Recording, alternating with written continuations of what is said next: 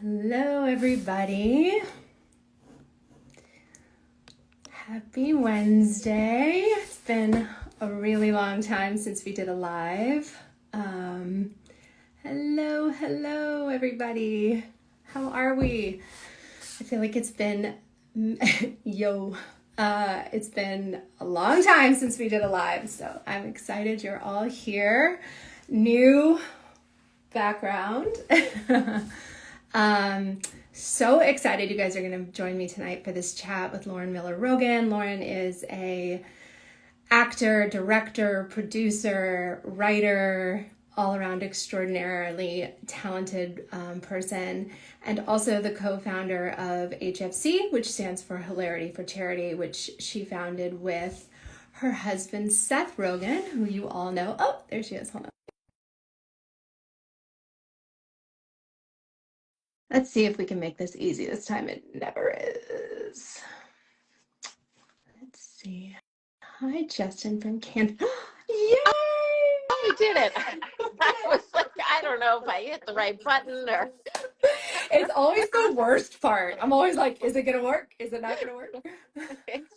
Hi. Hi. How are you, stranger? Nice to see you and talk to you. I was just. We both look like presentable, like our normal meetings where I, one of us would be.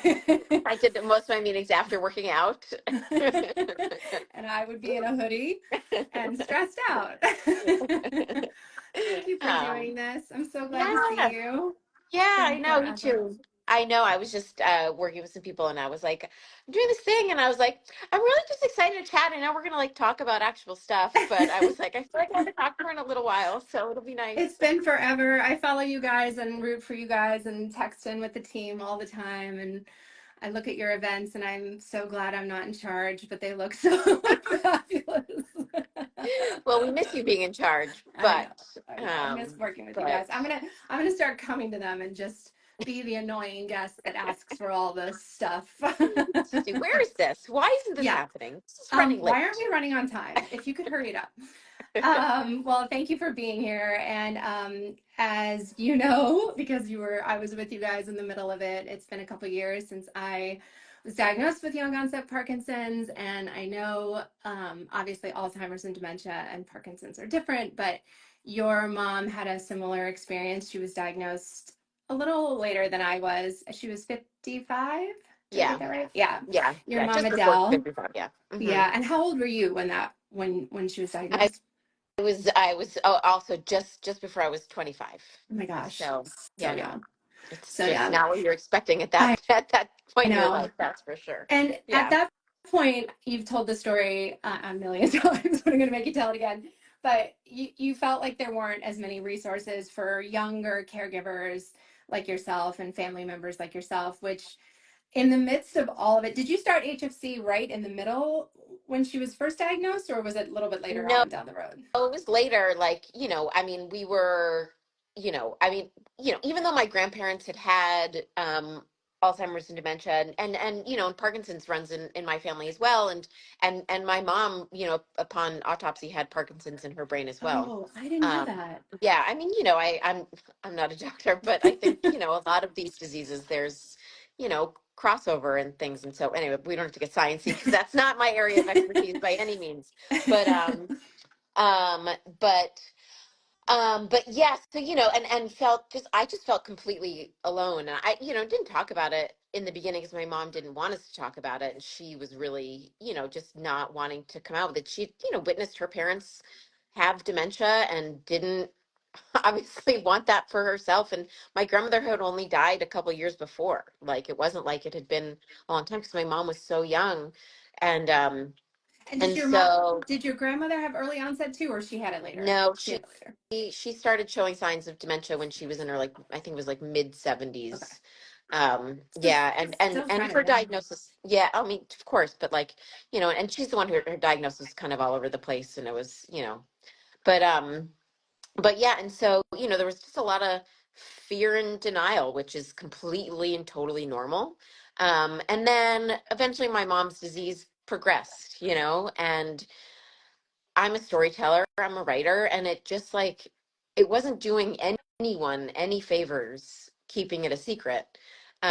And so the first thing we did was we just, we went to a walk, and just, it was like Yeah. the first time, it was like kind of the first time, like saying out loud, like, this is happening with my family.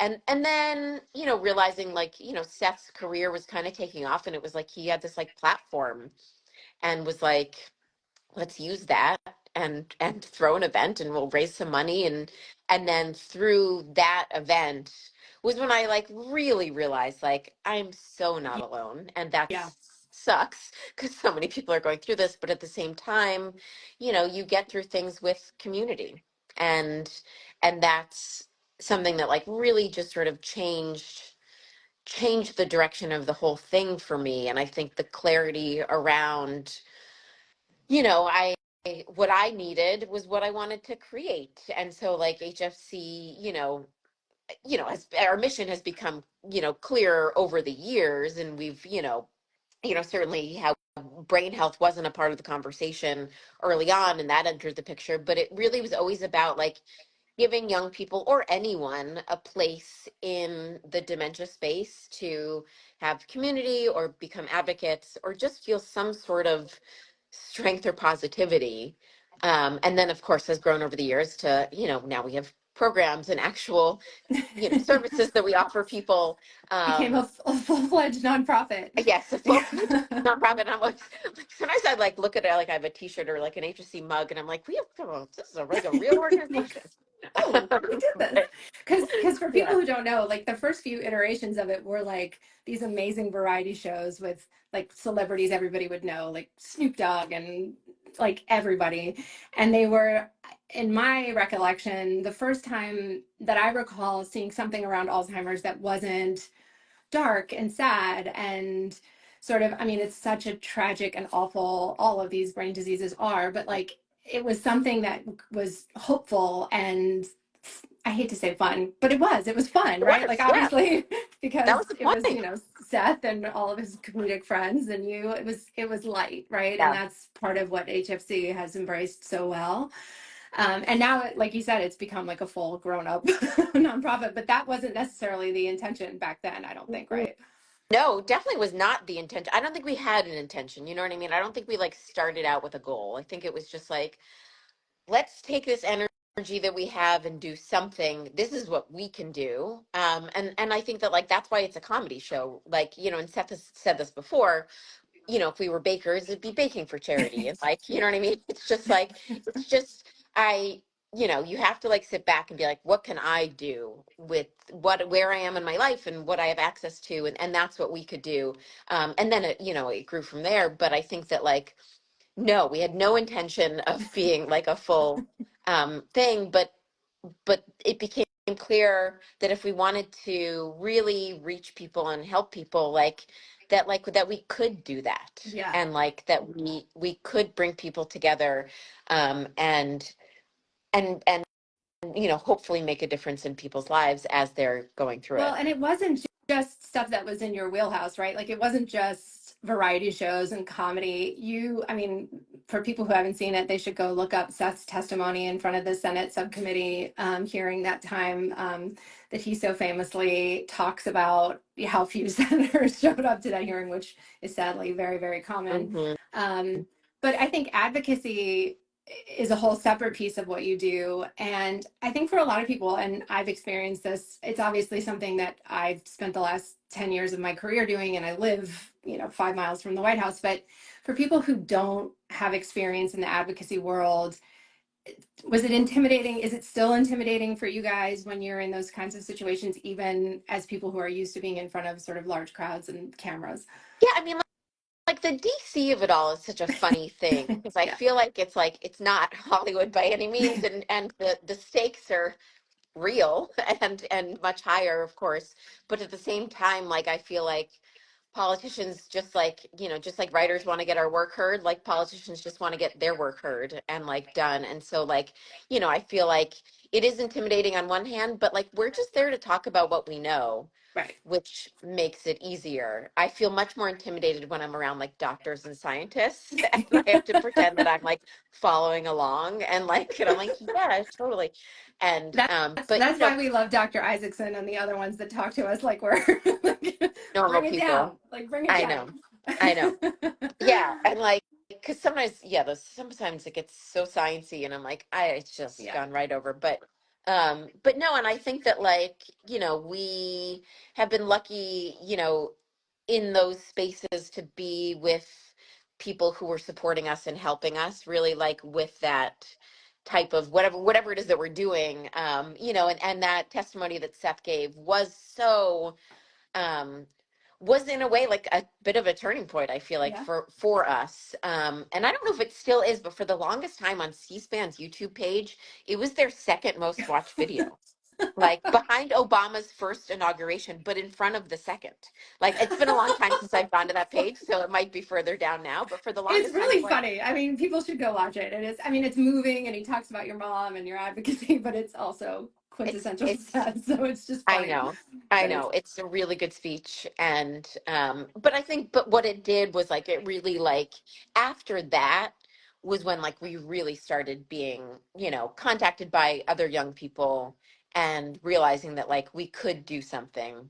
yeah, And so it was an amazing opportunity to get to tell our story, yeah, in with such a such a big public microphone. way. A Yeah. couple of people have asked what the name of the organization is. It's HFC. If you go to wearehfc.org, you'll find it. So HFC is born out of your mom's experience, your family's experience, but with both you and Seth and your brother Dan.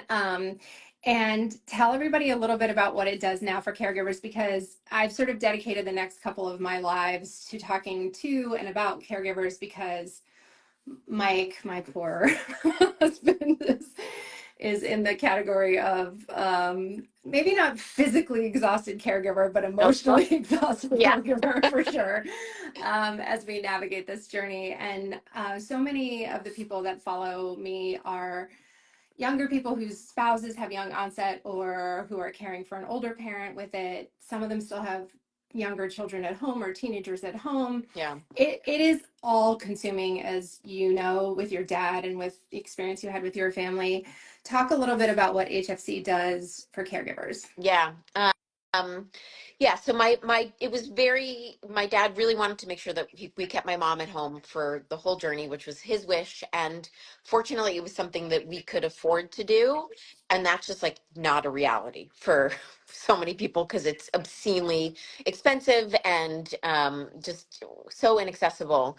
And so early on, we were like, well, if we're going to raise money, maybe we can help people, some people, a few people, afford care and afford keeping their loved one at home and give them some type of respite, whether it's a few hours a week or not, to have a break to do an errand or a few hours from the self, God forbid. And like, um, and so that was sort of the beginning, was like putting together this care grant program, but bigger than that, it was like, well, that can put a tiny band-aid on a very large problem. Um, but what else can we do, because we can only, I mean, at this point I think we fund, I always forget, it's like 26% or something like that of the applications that we receive, which is this much, and that's a drop in the bucket of the whole, you know um whole issue. But early on, I had gone to a support group, a live in-person support group, the first one I went to, and it was, just a very open support group. So I was like 20 or 30 years younger than anyone else there. Like I was like 25, 26, whatever it was. And I remember there was just like a man who was like in his late 50s caring for his mom, who was in her like 80s, we'll say. And I just was like, I'm sorry for you, but like we're in very different boats here, Yeah. sir. um Different everything. and and the facilitator of that group heard what I had to say. um Yael White, who's on our board of people who read applications and our care advisory board, um and created a support group for younger people. And I can't remember if we were like all under 30 or 35 or exactly what the age group was, but um I was surrounded by people who suddenly were in the same boat. Mhm. And and I could look at them and be like, oh, I'm 28, you're 28. We're supposed to be becoming friends with our parents right now. Like, not Right. all Caring this, for them. and like, and so I was like, well, let's do support groups, but let's make them available online, which we started. I think I want to say we might have started our support groups in like 2015 or 14 or 16, way before the pandemic. We were doing Right. Google Live support groups because it was like my support group was 45 minutes from my house. So if I Right. couldn't Right. drive there, and it was like once a month. So it was like if I missed it, it was Yeah. like, oh my God, it's 2 months between when I'm No connecting. support for you. So so we Yeah. like made them more frequent, and we made them virtual so that young people who were running to work, who were taking care of their kids, who also were taking care of their parents, you know what I mean, who were just having these really busy lives, could log on from wherever they were and Yeah. connect. Because that, honestly, the support group of it all was like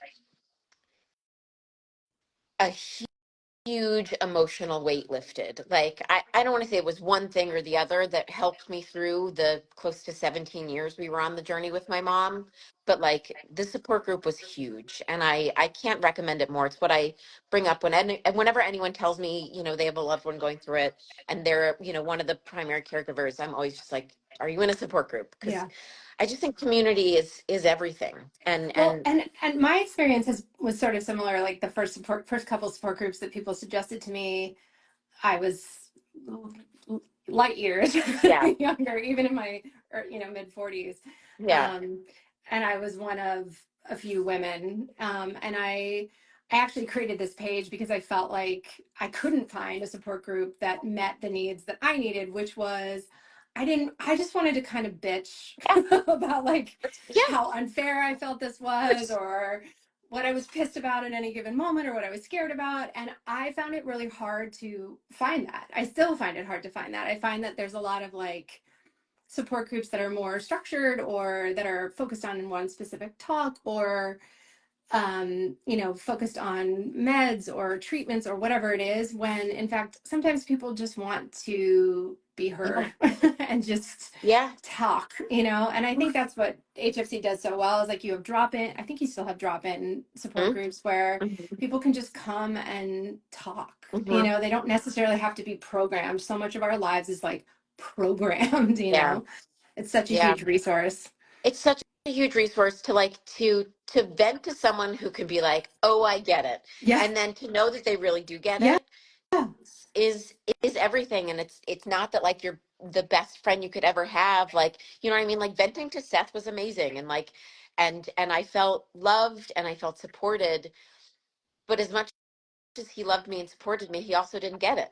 And Right. so like to to be sitting in a group of people who did really get it Yeah. made such a huge difference. So I really wanted to make sure that we were providing that for people. So now we have so many different types of groups where we really try to put people together and make sure that the connection feels real. But we also, like we said, with the drop-in sessions, we have tons of programming. There's like all kinds of just continual programming with little seminars, just community building, but also like, providing caregivers with tools, little Right. tricks of the trade, Right. And that's little, part of the reason I wanted you to come on today was because I do think so much, well, obviously HFC is focused on dementia and Alzheimer's. So much of the content that you guys create is translatable to any kind of caregiver, anyone who's serving as a neurodegenerative space caregiver or a loved one. Things like the road trip that you guys have created, which is sort of like a really fun, easy to follow guide for how to sort of navigate the caregiving journey from start to finish in the form of like a fun road trip. I know, Um, it's so amazing. it's so cute. I It's love the it. I love coolest. Yes. it. Yeah. And I think, people can log into HFC and find stuff like that. And then a lot of the programming you do about caregiver support and brain health and things that people can be doing to, because I do think, so much of the talk when you're diagnosed with something like this is about the patient, and not that we are not super important, but Right. so little of the talk, especially in your like appointments with your neurologist or others is about the caregiver. It's Yeah. really never about Mike. It's very rarely. And like you said, I mean he's fantastic at it. And I posted today that I'm so glad that I'm the one who got it and not him, because I am a terrible caregiver. I'm so impatient. I would have been like, okay, we're done now. Right. And he's not. um, Yeah. but I think so much of the weight on caregivers, I know I've met so many in this space, so many that you and I both know that have had physical ailments and emotional ailments, because of the weight of caregiving for someone. Yeah. It's just a constant state Yeah. of stress on your body and on your Yeah. heart and soul. It really It's is. tough. I've talked about this before, but I early on after my mom's diagnosis, I was home visiting, and this is so funny, but I had read when I was like a teenager and like reading like 17 magazine, that like you should have hard conversations in the car because there's always a natural end. And like, because you're always going to Okay. have to get out of the car. And like, so if there's something uncomfortable you want to bring up, like bring it up in the car because Right. eventually you'll arrive at your destination and you'll have to be like, all Okay. right. And so, um, so whether this was a good idea or not, my mom and I were on our way to Target and I brought it up somehow. And I remember we had this conversation in the parking lot at Target, which is such a funny place to, imagine this happening. But early on, I asked her if she was scared. Um, and my mom, being the selfless, amazing person that she was, said that she wasn't scared for herself, that she was scared for all of us because she knew, because she had cared for her mom and she had cared for her dad. And so she knew what we were going to be doing, caring for her. Of course, she didn't want that to be happening, but Yeah. she knew. And like you know, the load on caregivers is, what my dad did for her, what the professional caregivers did for her and for my dad for that matter, um was so extraordinary and heroic and angelic. And it's hard to really know if you haven't been inside of it. But it is, not only is it physical, and especially as my mom got more advanced, as she wasn't able to walk or talk or feed herself or take care of herself in any way, the physical stuff was hard, but Yeah. the emotional Yeah. stuff, Yeah. like that is just as hard, if not harder. Yeah. And I think that Agreed. that's, I think that type of support is huge. And it was Seth who, said to me, like, you should go to therapy. Yeah. Cause like, and I was still going to support groups and that was great. And like, but I would still like talk to him most of the time. And he was like, Yeah. I love you and I'm happy to listen, but I don't know. And like, and, and like, and so, that is so huge, is like letting in the help. Because if you don't let in the help, oh man, it's gonna, you It hear all bottles the up. time, it's, caregivers go before the person they're taking care of, because when they don't take care of themselves, Yeah. yeah. It's true. And I think there are resources, beyond just what HFC provides. And I know, obviously I'm very involved with the Michael J. Fox Foundation, and they've got tons of stuff for Parkinson's caregivers. But beyond that, I really think, and, you don't want to tell people how to navigate their journey, but I will say therapy has been the most important part of it for me, besides getting a really good movement disorder neurologist. Because, yeah, like you said, like Mike is great at listening and he knows what I need to hear, but he's not a professional and he can't, he doesn't always know what's going on in my brain. Right. So, although I tend to emote publicly, but um, as I was I'm on the patient council now for the Fox Foundation. And when we were in New York City last time, they did a podcast of all of us, um, answering questions about what we wish we knew when we were first diagnosed, or what was our biggest concern when we were first diagnosed. And Yeah. I burst into tears talking about my kids. And they cut the podcast and it's now up for some big award. And the only part of it, Oh Lauren, no, that I'm a part of is the part where I'm like sobbing. I was like, it's very dramatic. so dramatic. I was like, oh, great. Hope that wins Oh god. my first award. No, But it's real. It's it's real, real. Yeah, like it's real. it's It's real. real. And it's fucking devastating. Yeah. And And but I it's think I think though that the thing that has really saved me in this whole thing, and I think HFC does for people in the dementia space, is finding some piece of hope that there are people that are fighting for the cure. And so, and I think brain health is such a huge piece of it. I Mhm. don't know that brain health has translated or has jumped over to Parkinson's quite yet as much as it has in the Alzheimer's space. I'm hoping it will. I'm hoping there'll be some studies that show similar. I mean, I know there are some, but I hope there'll be more studies that show similar success rate. But for people who don't know about the benefit of brain health, it's 1 in 4, right? Potentially 1 in 4 cases of Alzheimer's Right. related dementias can be slowed or stopped even with brain health. Yes. Yeah. Yeah. It's wild because truly, like, it just wasn't part of the conversation. And then, I met Dr. Isaacson in 2014, who is the first person who said those words. And I was just like, what? There's like something positive? There's like, I could do something now that would make Something? me feel better. I could just like do something.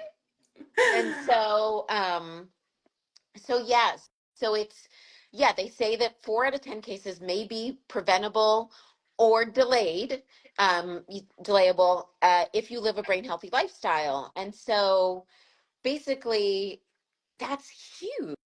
And like so it's just and and the things and so at HFC we came up with 5 things that you can do to live a brain healthy lifestyle. So it's sleeping, which sleep is hugely important for your brain. No matter what your current brain diagnosis is, sleep is so important. And of course, nutrition, obviously exercise, mental fitness. So learning new things. Keeping your brain active, and then emotional well-being, which is really